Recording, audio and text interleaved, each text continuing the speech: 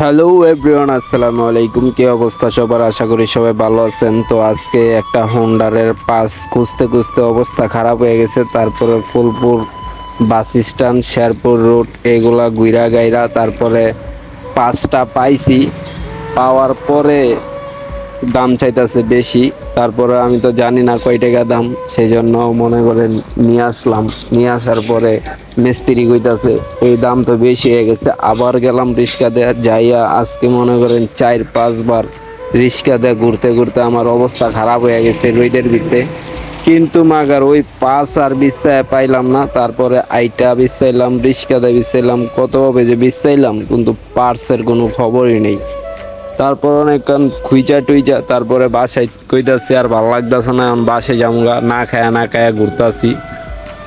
অনেকক্ষণ ঘুরা গাইরা রোদের ভিতরে দেখতেই পারতেছেন আজকে ঠাড়া ভরা একটা রোদ পড়ছে।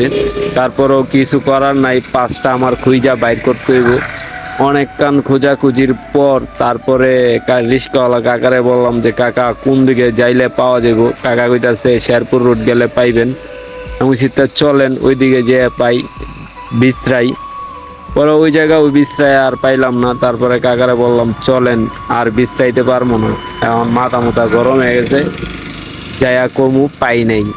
তারপরে কাকারে কইয়া বললাম বাসায় পড়ছি। আওয়ানোর পর আমারে ওই লোকে আবার কইতাছে, মেকারওয়ালাই কইতাছে এই পড়ছেন কে, চালু আবার যান, যায় পাঁচটা লইয়া নেড়া ছাড়া তো আর হইতো না। আমি ভাই আপনার ডাব নাইন নালো না, আমি পারবো না, আজকের লেগা মাফ করেন।